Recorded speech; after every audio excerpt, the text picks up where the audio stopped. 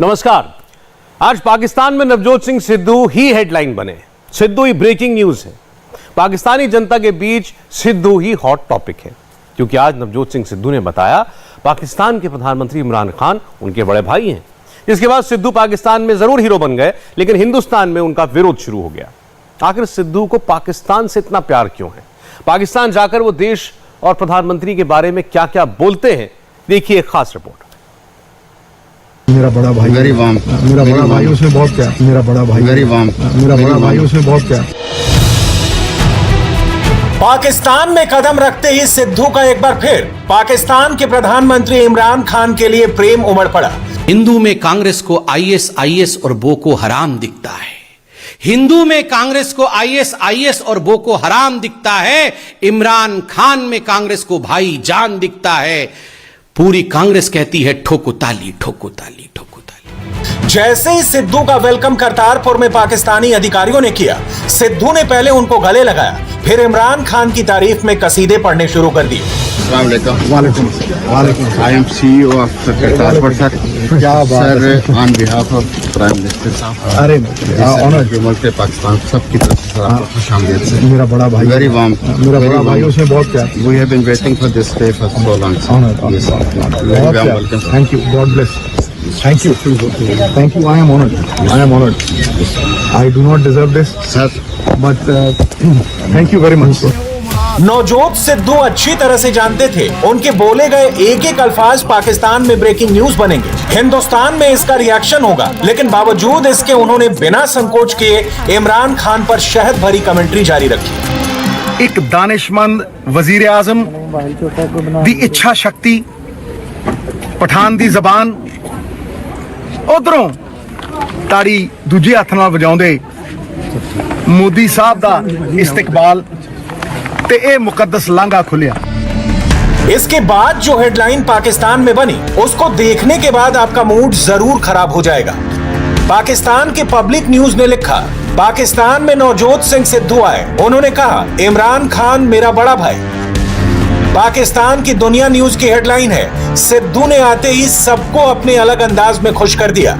ये तो सिद्धू के आने के बाद की हेडलाइन है, लेकिन ठीक एक दिन पहले सिद्धू के करतारपुर साहिब आने पर पाकिस्तान ने क्या शो बनाया था, दुनिया को क्या मैसेज दिया था, वो भी देखिए।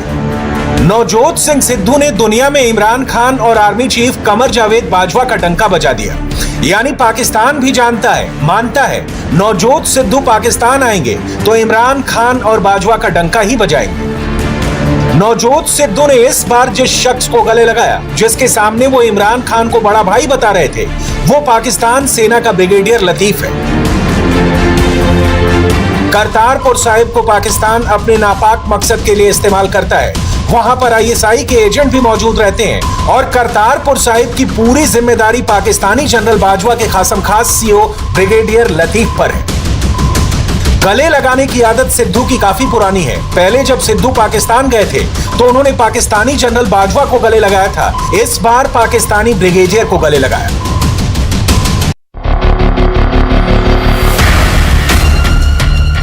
नवजोत सिंह सिद्धू के बड़े भाई वाले बयान से इमरान खान जरूर खुश हो गए होंगे, लेकिन सरहद पार हिंदुस्तान में विवाद जरूर शुरू हो गया है। आज नवजोत सिंह सिद्धू ने इमरान खान को बड़े भाई कह के संबोधित किया और यह भी कहा कि मैं उनसे बहुत प्यार करता हूं। अभी टीवी चैनलों के माध्यम से हमने ये सुना है। स्वाभाविक रूप से यह करोड़ों हिंदुस्तानियों के लिए एक गंभीर विषय है, एक चिंता का विषय है। जिस कमर बाजवा ने, जिस पाकिस्तान की आर्मी ने हिंदुस्तान के पीठ पर खंजर भोंकने का हमेशा काम किया है, उसी पाकिस्तान के आर्मी चीफ से गले भी लग चुके थे पहले नवजोत सिंह सिद्धू, आज फिर से अपने इस रिश्ते को दोबारा बड़े भाई के दर्जे में लेकर आए। बीजेपी ने इमरान खान और सिद्धू के रिश्ते को मुद्दा बनाया तो अकाली दल के नेता मनजिंदर सिंह सिरसा ने सिद्धू को गद्दार तक करार दे दिया।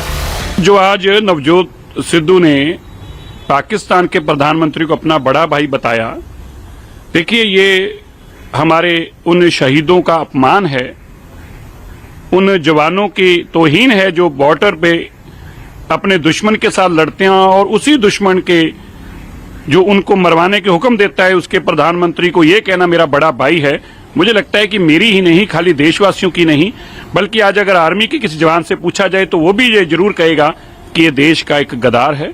ऐसा इंसान देश के अंदर इलेक्टेड रिप्रेजेंटेटिव हो, ये देश के संविधान की भी तौहीन है। मैं जरूर कहूंगा सरकार ऐसे इंसान के खिलाफ भी कार्रवाई करे और कम से कम उन शहीदों को, नवजोत सिंह सिद्धू को याद करना चाहिए, उन माताओं को जो अपने बच्चों को बॉर्डर पर शहीद होते देखती हैं, उन पिता को देखना चाहिए जो कहता था एक लाल अभी शहीद हुआ है और भी जरूरत पड़ेगी तो देश के लिए दे दूंगा, और दूसरी तरफ ये जाके उन कातलों को अपना बड़ा भाई बताता है। जिस पाकिस्तान की आतंकी साजिश की वजह से कश्मीर में हमारे जवान शहीद हो रहे हैं, वहां पर आतंकवादी हमले होते हैं, उसी मुल्क के प्रधानमंत्री को बड़े भाई कहना किसी भी लिहाज से सही नहीं है। नवजोत सिंह सिद्धू को देश के बारे में और देश के बाहर कैसे बात करनी चाहिए, इसकी सलाह लोकसभा स्पीकर ओम बिरला ने उनको दी। देश हित के अंदर, राष्ट्र हित के अंदर सभी जनप्रतिनिधि सदन में भी, सदन के बाहर में भी जब कभी अपनी बात कहें तो उनके लिए देश सर्वोपरि होना चाहिए। उनका ये दायित्व तो कर्तव्य होना चाहिए कि मेरा देश सर्वोपरि है और मेरे देश से कोई सर्वश्रेष्ठ देश नहीं है। ऐसा नहीं है सिर्फ विपक्षी नवजोत सिंह सिद्धू के बयान का विरोध कर रहा है, बल्कि कांग्रेस के अंदर ही सिद्धू के खिलाफ आवाजें उठने लगी हैं। कांग्रेस के वरिष्ठ नेता मनीष तिवारी ने सिद्धू पर तंज कसते हुए ट्वीट किया, जिसमें उन्होंने इमरान खान को भी टैग किया। टैग का मतलब यह मैसेज सीधे इमरान खान तक भी पहुंचेगा। इमरान खान किसी के भी बड़े भाई हो सकते हैं, लेकिन भारत के लिए वो पाकिस्तान की आईएसआई सेना गठबंधन का हिस्सा है, जो दबे पांव पंजाब में हथियारों और नशीले पदार्थों को ड्रोन के जरिए भेजता है और जम्मू कश्मीर में एलओसी के पार रोजाना आतंकवादियों को भेजता है। क्या हम पुंछ में अपने जवानों की शहादत को इतनी जल्दी भूल गए? मनीष तिवारी ने नवजोत सिद्धू का नाम नहीं लिया, लेकिन वो सिद्धू पर ही सवाल उठा रहे हैं। मनीष तिवारी ने जो बात इशारों में कही, वही बात पंजाब के पूर्व मुख्यमंत्री अमरिंदर सिंह ने कैमरे के सामने सरेआम बोली थी। मैं जानता हूं कि ये पाकिस्तान के साथ कैसा है, इसकी उलझन है, और I will not in any way Pakistan के रिजर्वेशन। इसका दोस्त है मिस्टर प्राइम मिनिस्टर जो है इमरान खान, जनरल बाजवा के साथ इसकी दोस्ती है। When you know the big bigs on top and you are we got a common border from Pathankot to Fazilka, एक 600 किलोमीटर का हमारा बॉर्डर है। It is a matter of national security. ऐसा नहीं है सिद्धू का इमरान बाजवा प्रेम पहली बार उमड़ा है, बल्कि जब जब सिद्धू पाकिस्तान जाते हैं वो भूल जाते हैं कि वो इमरान खान के दोस्त से पहले एक हिंदुस्तानी है। 18 अगस्त 2018 को पाकिस्तान के नए प्रधानमंत्री इमरान खान का शपथ ग्रहण समारोह था, जिसमें नवजोत सिंह सिद्धू को स्पेशल न्योता दिया गया था। सिद्धू भी गर्मजोशी से गए, जहां पर उनको पाकिस्तान अधिकृत कश्मीर के राष्ट्रपति के बगल में बैठाया गया। सिद्धू के बगल में बैठा यह शख्स मसूद खान है, पीओके का तत्कालीन राष्ट्रपति। पाकिस्तान ने जानबूझकर सिद्धू को पीओके के राष्ट्रपति के बगल में बैठाया था, लेकिन सिद्धू ने ना विरोध जताया, ना ही अपनी जगह बदली। इसके बाद जब पाकिस्तानी जनरल कमर जावेद बाजवा आए तो सिद्धू ने ऐसी झप्पी दी जैसे दो बिछड़े हुए दोस्त मिले। इस झप्पी की पंजाब समेत पूरे देश में आलोचना हुई थी। हालांकि जब सिद्धू पाकिस्तान से वापस लौटे थे तो बाजवा की झप्पी डिप्लोमेसी से लेकर पीओके के राष्ट्रपति के बगल में बैठने पर सफाई जरूर दी। आप वहां गए हो, सिवाय 6-7 जो क्रिकेटर्स आपके साथ खेले आप उनको जानते हो, और किसी को आप कहां से जानते हो? आपको क्या पता? आपको, मैं बैठा था मेहता साहब के साथ, तो वहां से प्रोटोकॉल का आदमी, आप इन्हीं से पूछिए, इन्हीं की ज़बानी कि प्रोटोकॉल का बंदा है, उसने कहा जी आप फ्रंट रो में बैठो। मैं कहा यार मेहता साहब को साथ में लेके चलो, तो उन्होंने कहा जी नहीं एक ही सीट है, आप ही चलेंगे। मैं कहा चल भाई फिर ले चल, तो उधर जाके उन्हें मैंने बाता। अब उन 80 बंदों में कौन कौन है? How do I know about that? अगर ये सिद्धू के साथ पाकिस्तान का धोखा है, अगर सिद्धू और इमरान खान की दोस्ती का बाजवा आर्मी फायदा उठाना चाहती थी, तो सिद्धू को इसका इमरान से विरोध करना चाहिए था। लेकिन सिद्धू ने कभी ऐसा कुछ भी नहीं किया, बल्कि 1 साल बाद सिद्धू का पाकिस्तान फिर जाना हुआ। इस बार 2019 नवंबर में करतारपुर कॉरिडोर की शुरुआत हुई। सिद्धू को खास मेहमान के तौर पर इमरान खान ने न्योता दिया था। इस खास मौके पर नवजोत सिंह सिद्धू ने जमकर पाकिस्तान के वजीर आजम इमरान खान की तारीफ की थी। समय नदी की बाढ़ के अक्सर सब बह जाया करते हैं, है समय बड़ा तूफान प्रबल, पर्वत भी झुक जाया करते हैं। अक्सर दुनिया के लोग समय में चक्कर खाया करते हैं, पर कुछ इमरान खान जैसे होते हैं जो इतिहास बनाया करते हैं, जो इतिहास बनाया करते हैं, इतिहास बनाया। और क्या मिलेगा मार के किसी को जान से? मारना हो तो मार डालो एहसान से। दुश्मन मर नहीं सकता कभी नुकसान से, और सर उठा के चल नहीं सकता मरा हुआ एहसान से। देश के बाहर कांग्रेस के नेता इमरान कर रहे हैं, और देश के अंदर राहुल गांधी से लेकर प्रियंका गांधी तमाम कांग्रेसी नेता मोदी को कोस रहे हैं। मोदी के एक फैसले ने उनके सियासी विरोधियों के सारे किए कराए पर पानी फेर दिया। पिछले 24 घंटे से #we stand with Modi non stop trend कर रहा है। 3 कृषि कानूनों की वापसी के बाद जो पहला सर्वे आया उसमें भी मोदी की लोकप्रियता में कोई कमी नजर नहीं आई। मोदी अब भी नंबर 1 पर हैं। प्रधानमंत्री के पिछले 24 घंटे मोदी विरोधियों को कितने खटक रहे हैं, समझिए इस रिपोर्ट से। यह मोदी पर भरोसे का ग्राफ है। मोदी ने एक फैसला लिया और ग्राउंड जीरो से लेकर सोशल मीडिया तक सबने रिएक्ट किया। #वी स्टैंड विथ मोदी कल भी ट्रेंड करता रहा और आज भी टॉप ट्रेंडिंग टॉपिक बना रहा। 1 या 2 घंटे नहीं, कई घंटों तक नॉन स्टॉप यही ट्रेंड चलता रहा। सबूत आपके सामने है। प्रधानमंत्री के एक फैसले ने सारे मोदी विरोधियों को बहुत बड़ा सेटबैक दिया। नतीजा ये रहा, मोदी विरोधियों का इकोसिस्टम एक बार फिर घटिया भाषा पर उतर आया। कांग्रेस ने तानाशाह वाली स्क्रिप्ट लिखनी शुरू कर दी। मोदी के फैसले को अपनी जीत मानकर बीजेपी भगाओ की नारेबाजी शुरू हो गई। राहुल शनिवार सुबह उठते ही चीन चीन करने लगे और इन सब का एजेंडा एक ही था, मोदी के खिलाफ माहौल बनाओ, यूपी और पंजाब चुनाव के मद्देनजर कांग्रेस को नंबर 1 बनाओ। कांग्रेस के आधिकारिक ट्विटर हैंडल से किए गए इस ट्वीट से क्लियर है कि किसानों को अटकाने, लटकाने और भटकाने का स्पॉन्सर कौन था, पर्दे के पीछे किसका दिमाग एक्टिव था। मोदी विरोधी माहौल बनाने के लिए मोदी के सियासी दुश्मन भले ही एंटी मोदी हैशटैग घुमाए, लेकिन वो इन नंबर से कैसे इनकार करेंगे। मोदी ने 3 कृषि कानून वापस लिए। देर रात आते आते मोदी की नई अप्रूवल रेटिंग आ गई। 70% की रेटिंग के साथ मोदी पहली पोजीशन पर अब भी बरकरार है। कुछ लोग ये कह सकते हैं कि ये तो इंटरनेशनल एजेंसी की रेटिंग है, हर हफ्ते आती है, मोदी लगातार इसमें नंबर 1 बने हुए हैं, इसमें नया क्या है। तो ऐसे लोगों को कुछ और नहीं, कल सुबह 9 बजे से लेकर अभी तक इंडिया के गूगल ट्रेंड्स के आंकड़े ही देख लेने चाहिए। कल सुबह 9 बजे जब प्रधानमंत्री ने बोलना शुरू किया, उस वक्त से लेकर जब मोदी ने बोलना खत्म किया, तब तक गूगल ट्रेंड्स पर मोदी का सर्च इंटरेस्ट 90+ और 3 कृषि कानून बिल का सर्च इंटरेस्ट भी 90+ था। यानी देश के कोने कोने में मोदी की बातें सुनी जा रही थी और उसके बाद तेजी से उन बातों का मतलब इंटरनेट पर ढूंढा जा रहा था। कल से लेकर आज तक यानी 24 घंटों में हरियाणा में मोदी का सर्च इंटरेस्ट 66% था, फार्म लॉज का 34% था। पंजाब की बात करें तो पंजाब में इसी पीरियड के दौरान मोदी का सर्च इंटरेस्ट 64% था और फार्म लॉज का 36% था। इन आंकड़ों से एक बात तो क्लियर है कि जो लोग मोदी के नाम पर अपनी जीत की झूठी स्क्रिप्ट लिख रहे हैं, पब्लिक उन्हें सर्च करना तो दूर, उनमें दिलचस्पी भी नहीं दिखा रही है। #वी स्टैंड विथ मोदी इस बात की पुष्टि कर रहा है। पिछले 24 घंटे से मोदी के फैसले पर जैसी प्रतिक्रिया आ रही है, उससे इतना तो तय है कि मोदी पर देश का भरोसा कायम है। मगर मोदी विरोधियों की सियासत ऐसी है कि उन्हें बिना मोदी को कोसे नींद ही नहीं आती।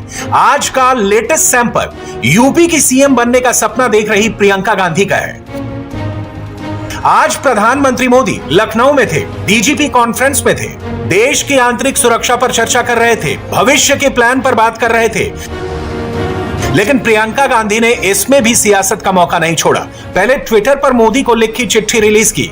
चिट्ठी के पहले पन्ने में डीजीपी कॉन्फ्रेंस का जिक्र किया और चिट्ठी के दूसरे पन्ने में पॉलिटिकल माइलेज लेने के लिए मोदी को केंद्रीय गृह राज्य मंत्री के साथ मंच साझा न करने की नसीहत दे डाली और बाद में कैमरे पर आकर सेम पॉलिटिकल स्क्रिप्ट पढ़ डाली। पुलिस के आला अफसरों के साथ एक कॉन्फ्रेंस है, इस विषय में मैंने उनको एक पत्र लिखा है। आपने 3 काले कृषि कानूनों को किसानों पर थोपने के अत्याचार को स्वीकार करते हुए उन्हें वापस लेने की घोषणा की। मैंने अखबारों में पढ़ा है कि आज आप लखनऊ में होने वाली डीजीपी कॉन्फ्रेंस में देश की कानून व्यवस्था संभालने वाले आला अधिकारियों से चर्चा करेंगे। आपको ये जानकारी भी है कि किसानों को अपनी गाड़ी से कुचलने का मुख्य आरोपी आपकी सरकार के केंद्रीय गृह राज्य मंत्री का बेटा है। यदि आप इस कॉन्फ्रेंस में आरोपी के पिता के साथ मंच साझा करते हैं तो पीड़ित परिवारों को स्पष्ट संदेश जाएगा कि आप अभी भी कातिलों का संरक्षण करने वालों के साथ खड़े हैं। प्रियंका जो सियासी चिट्ठियां वायरल कर रही हैं, कैमरे पर जो कुछ भी फैला रही हैं, वो शुद्ध रूप से मोदी विरोध की सियासत क्यों है, इसका सबूत कांग्रेस की ही बागी विधायक अदिति सिंह ने दिया है और प्रियंका की मोदी से नफरत वाले स्क्रिप्ट की पोल खोल दी है।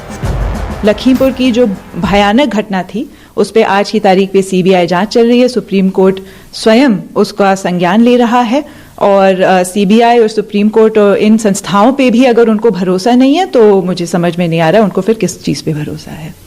उनका बेटा जेल में है, उनका बेटा जेल में है। प्रियंका गांधी जी आखिर चाहती क्या है? जब बिल लाए गए तब उनको उससे समस्या थी, जब उनको वापस लिया गया है, रिट्रैक्ट किया गया है, तब उनको समस्या है। तो हमको समझ में नहीं फिर वो चाह क्या रही हैं। खुल के बताएं, वो इस पे राजनीतिकरण ना करें, इस पर खुल के बताएं कि वो फिर क्या चाह रही हैं।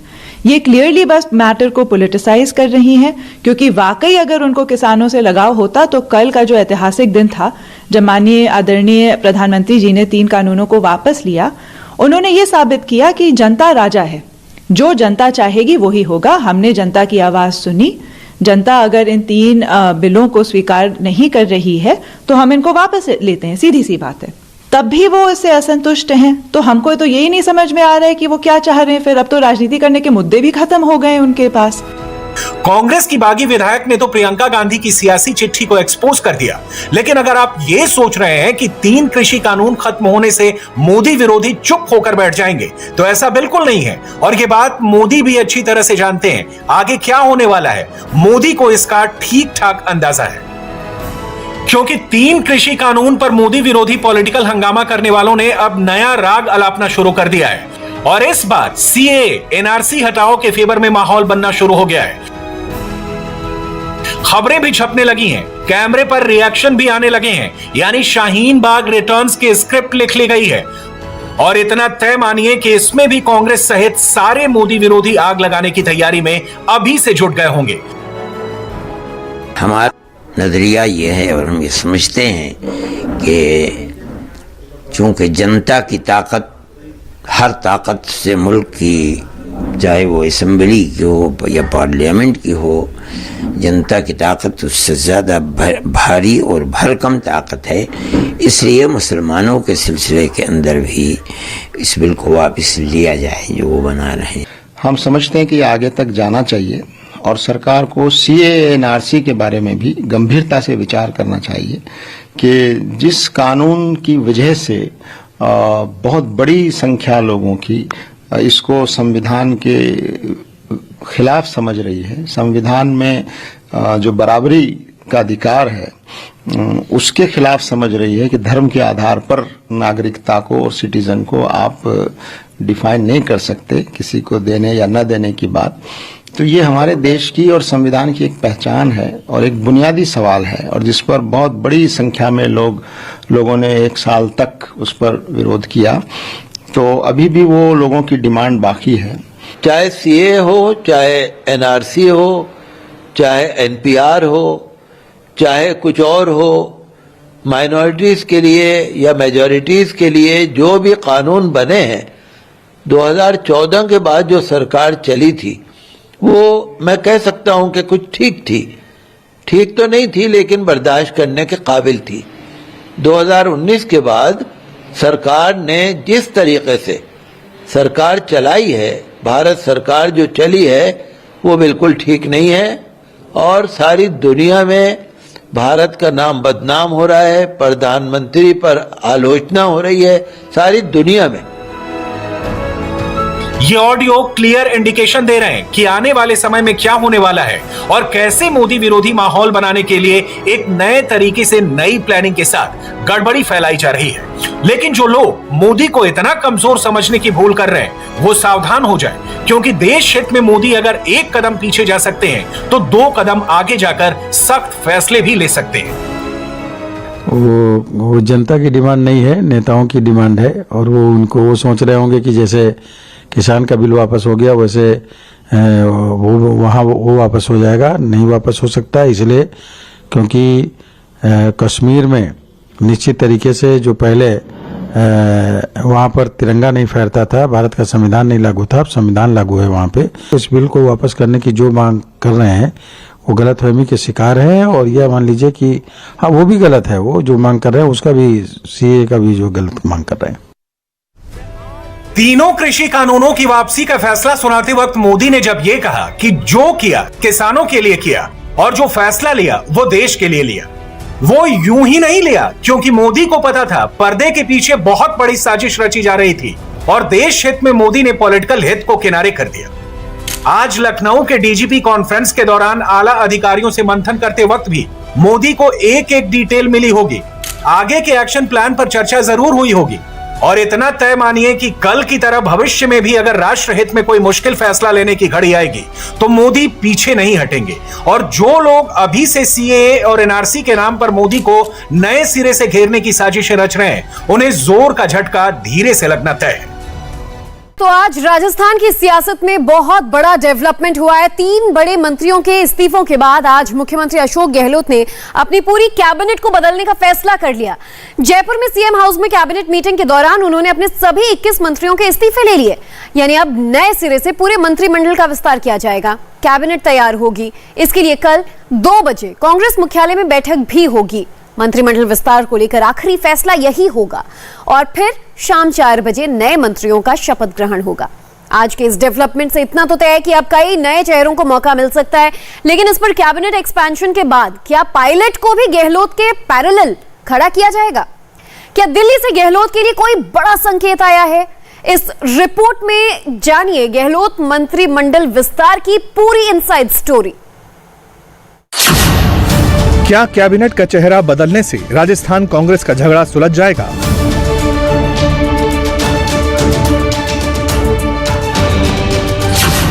क्या गहलोत और पायलट के बीच सियासी टकराव पर संपूर्ण विराम लगेगा? राजस्थान कांग्रेस की अंदरूनी लड़ाई की पिक्चर कितनी बाकी?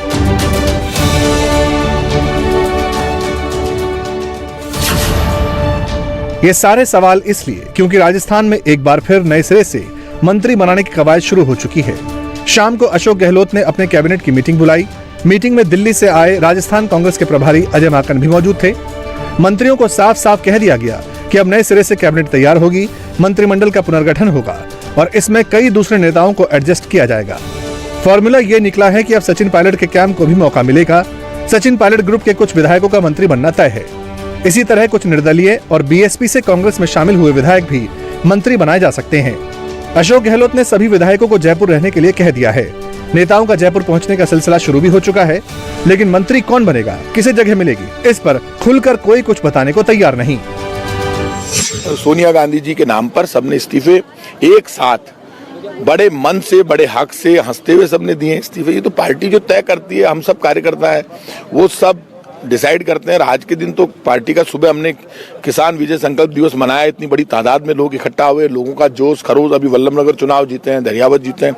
तो कांग्रेस पार्टी एक डिसिप्लिन में, एक अनुशासन में काम करती है। जो पार्टी नेतृत्व फैसला करता है वो सब हमें मंजूर होता है। कल 2 बजे पीसीसी में इकट्ठे होंगे, उसके बाद जो भी प्रक्रिया होगी आगे की वो सबके सामने आ जाएगी। कौन शपथ लेगा, कौन नहीं लेगा, वो सब सामने आ जाएगा। इससे कोऑर्डिनेशन बैठ पाएगा क्या? क्योंकि पिछले कई दिनों से एक ही सवाल है कि जो आपस में सामंजस्य नहीं बैठ रहा है, जो मनमुटाव है उसको दूर करने की, बैलेंस करने की कोशिश की जा रही है। बताइए, यदि सामंजस्य नहीं बैठता तो गहलोत सरकार की नीतियों के आधार पर हम चुनाव कैसे जीतते? निर्दलीय और बसपा से जो पार्टी में शामिल हुए उन लोगों के दम पर हमारी सरकार बची।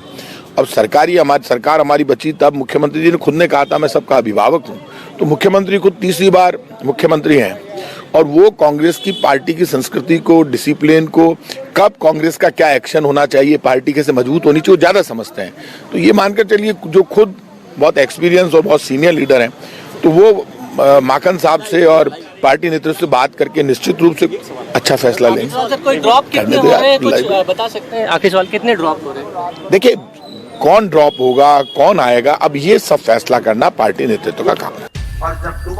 भले ही कांग्रेस लीडर्स अभी खुलकर नाम नहीं बता रहे, लेकिन कुछ नाम अभी से सर्कुलेट होने शुरू हो चुके हैं। हमारे संवाददाता मनीष भट्टाचार्य ने बताया है कि सचिन पायलट कैंप की तरफ से एक लिस्ट भी फ्लोट की गई है। कहा जा रहा है कि सचिन पायलट गहलोत की सरकार में अपने 5 से 6 नेताओं को एडजस्ट करना चाहते हैं। सूत्रों के मुताबिक पायलट की तरफ से हाईकमान को मुरारी लाल मीणा, बृजेंद्र ओला, हेमाराम चौधरी, विश्वेंद्र सिंह, रमेश चंद मीणा का नाम दिया गया है। मुरारी लाल मीणा दौसा से विधायक हैं, पायलट के करीबी हैं, राजस्थान सरकार में मंत्री रह चुके हैं। बृजेंद्र सिंह ओला झुंझुनू से 3 बार के विधायक हैं, पूर्व में मंत्री रह चुके हैं। इन्हें भी पायलट खेमे से मंत्रिमंडल में शामिल किया जा सकता है। बाड़मेर की गुड़ामालानी सीट से विधायक हेमाराम चौधरी का नाम भी मंत्री पद के लिए सामने आ रहा है। ये 6 बार से विधायक हैं, कैबिनेट मंत्री रह चुके हैं। इन्हें जाट चेहरे के तौर पर मंत्रिमंडल में शामिल किया जा सकता है। विश्वेंद्र सिंह भरतपुर की डी कुमेर सीट से एमएलए हैं, 3 बार से विधानसभा पहुंच रहे हैं, कैबिनेट मंत्री रह चुके हैं। पिछली बार जब पायलट और गहलोत के बीच सियासी टकराव हुआ था, तब इन्हें मंत्री पद छोड़ना पड़ा था। रमेश चंद्र मीणा करौली के सपोटरा से 3 बार के विधायक हैं, ये भी कैबिनेट मंत्री रह चुके हैं। सियासी संकट के दौरान मंत्री पद छोड़ना पड़ा था, इन्हें भी पायलट खेमे से मंत्रिमंडल में शामिल किया जा सकता है। श्री माधोपुर से विधायक पूर्व विधानसभा अध्यक्ष दीपेंद्र सिंह शेखावत का नाम भी मंत्री बनने वाली लिस्ट में हो सकता है। पायलट चाहते हैं कि उनके कैंप के ये नेता न सिर्फ मंत्री बने, बल्कि इन्हें अच्छा पोर्टफोलियो भी दिया जाए, लेकिन गहलोत इसके लिए तैयार नहीं। गहलोत चाहते हैं कि पायलट खेमे से सिर्फ 3 नेताओं को ही मंत्री पद दिया जाए। अभी और भी कई काम भैया, जिस काम के लिए अजय माकन जी आए हैं वो काम भी करना है इनको।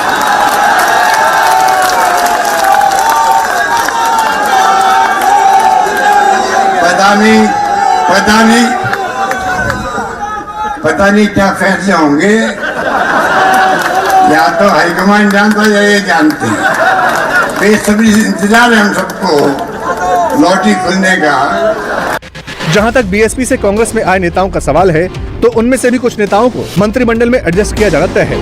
इनमें राजेंद्र सिंह गुढ़ा और जोगिंदर अवाना को मौका मिल सकता है, लेकिन इसी खेमे के कुछ और नेता खुलकर अपनी दावेदारी ठोक रहे हैं। बीएसपी से कांग्रेस में शामिल हुए वाजिब अली ने अपनी दिली ख्वाहिश किसी से नहीं छुपाई। वो तो चाहते हैं कि नए मंत्रिमंडल में उन्हें भी जगह मिले और इसके लिए अपने तर्क भी रखे। जो भी जिम्मेदारियां अगर मुख्यमंत्री जी समझते हैं कि हम लोग अलग अलग तरीके से अगर वो चाहते हैं जिम्मेदारी देना, तो निश्चित तौर पर उनका स्वागत है। और जब हम इस स्पेस में हैं जनता सेवा में, तो निश्चित तौर पे अगर कोई जिम्मेदारी मिलती है तो उसको अच्छे से काम सुनिर्वाहन किया जाएगा। लेकिन आप लोगों ने एक बात ये डिमांड करी थी कि सत्ता में आप लोगों को भागीदारी मिले, ये आप लोगों की चाहत थी। आज भी उसी चीज पे अमल है? अगर है तो क्या चाहते हैं, किन किन लोगों को एडजस्ट, क्या एक इच्छा थी ये? देखिए, सत्ता में भागीदारी है। जब हम कांग्रेस में शामिल हो गए, सरकार में शामिल हो गए, सत्ता में भागीदारी मिली और जनता की सेवा हम लोग कर रहे हैं। हाँ, निश्चित तौर पे इसके अलावा भी अगर कोई बड़ी जिम्मेदारी मिलती है तो हम सभी लोग जो है काबिल लोग हैं, बहुत अच्छे अपने अपने क्षेत्रों से मजबूत तरीके से चुनाव जीत कर आए हैं। जनता ने उम्मीद हम पे जताई है और सरकार का 3 साल के कार्यकाल में जो जो जिम्मेदारियां सरकार ने एज ए इंडिविजुअल रिप्रेजेंटेटिव हमें दी, हमने पूरे अच्छे से निर्वहन उनका किया है। अगर आगे भी कोई जिम्मेदारी मिलती है तो हम अच्छे से उसका निर्वहन करेंगे। इस वक्त कांग्रेस को 13 निर्दलीय विधायकों का भी सहारा है और इनमें से कई नेता तो खुलकर कह चुके हैं कि वो गहलोत की सरकार का हिस्सा बनना चाहते हैं। ऐसे में मंत्री बनने के लिए निर्दलीय विधायकों के भी कुछ नाम सामने आ रहे हैं। इनमें खिलाड़ी लाल बैरवा, महादेव सिंह खंडेला और बाबूलाल नागर का नाम सबसे आगे है। खिलाड़ी लाल बैरवा धौलपुर जिले की बसीड़ी सीट से विधायक हैं, लोकसभा सांसद रह चुके हैं। एससी वर्ग के प्रतिनिधित्व के तौर पर कैबिनेट में जगह दी जा सकती है। बाबूलाल नागर 4 बार के विधायक हैं, पहले मंत्री रह चुके हैं, सीएम गहलोत के करीबी हैं। महादेव सिंह खंडेला 6 बार के विधायक हैं, ये भी सीएम गहलोत के करीबी हैं। सियासी संकट के दौरान गहलोत का साथ देने का इनाम मिल सकता है। हालांकि आज खंडेला ने सिर्फ इतना कहा कि जो जिम्मेदारी दी जाएगी उसे निभाएंगे। आपके नाम की भी चर्चा चल रही है, क्या कहेंगे? क्योंकि निर्दलीय और बसपाओं को एडजस्ट करने की एक बड़ी चुनौती थी। ये सब कुछ हाईकमान के और मुख्यमंत्री जी का निर्णय होगा। जो निर्णय भी वो करेंगे वो हमें स्वीकार होगा। लेकिन फिर भी ये शुरुआत से कहा जाता है कि जिसके बूते सरकार उसको इग्नोर नहीं किया जा सकता है, तो आपको लगता है तरजीह मिलेगी? वो बरसों से राजनीति करते आ रहे हैं, उनको सब कुछ मालूम है क्या करना है क्या नहीं करना, वो करेंगे। बात एडजस्टमेंट से तारतम्य में बैठेगा। मैंने कहा ना, सब कुछ हमारा सीएम और हाईकमान करेंगे। हाकम जी आप बताइए क्या लग रहा है आपको? बहुत अच्छा लग रहा है। हमारे हमारे हमारे हमारे बड़े भाई जी को जिम्मेदारी मिल रही है, बहुत अच्छा लग रहा है। मतलब आपने बता दिया कि खंडेला जी को जिम्मेदारी मिल रही है। बिल्कुल मिल रही है। क्या एक्सपेक्ट क्या कर रहे हैं खंडेला जी, आप खुद ही बता दीजिए जब आपके साथी विधायक कह रहे तो। मैंने कहा ना, इनकी तो मेरे प्रति अच्छी भावना है। मेरा छोटा भाई है, बमरू खां मेरा भाई था, ये मेरा छोटा भाई है। जहाँ की रही भावना जैसी तीन मूर्त देखी वैसी। अच्छा। तो इनकी भावना मेरे प्रति अच्छी है, तो इनके विचार है, इनके भाव हैं।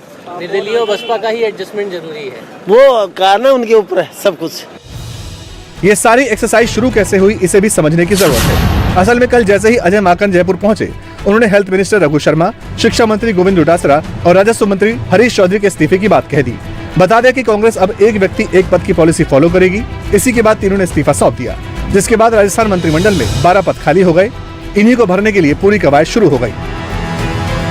इतने रस्साकशी के बाद भी अगर मंत्रिमंडल में पुनर्गठन होता है तो उसमें चलती किसकी है? क्या सचिन पायलट खेमे के लोगों को तरजीह मिलती है, जैसे कि सचिन पायलट ने विद्रोह किया था और उसके बाद आला कमान से मिले? क्या आखिरकार अशोक गहलोत की ही चलेगी? अशोक गहलोत के तमाम नेता वहां मंत्रिमंडल में शामिल होंगे? तो ये एक मैसेज बहुत बड़ा जाएगा राजस्थान से पूरे परिप्रेक्ष्य में कि आखिरकार चली किसकी है, और यही देखना होगा। फिलहाल 2 बजे बुलाया गया और उसके बाद क्या ये माना जा रहा है कि वहां से सीधे राजभवन रवाना होंगे। हालांकि तैयारियां पूरी की जा रही हैं, राजभवन में सारे सामान लगाए जा रहे हैं, टेंट वगैरह सब कुछ तैयारी की जा रही है। शपथ ग्रहण की गवर्नर खुद यहां पर आ चुके हैं, क्योंकि उत्तर प्रदेश थे वो, और अब माना जा रहा है कि कल शाम को मंत्रिमंडल पुनर्गठन हो जाएगा। और इस पुनर्गठन में वो कौन से चेहरे होंगे जो फिलहाल अब नए मंत्रिमंडल में शामिल होंगे? क्या वो सचिन पायलट खेमे के होंगे, क्या वो अशोक गहलोत के होंगे? ये बहुत बड़ा सवाल है। इंडिया टीवी हर वक्त हर जगह डाउनलोड करने के लिए सर्च करें India TV news Google play store या ऐप स्टोर पर।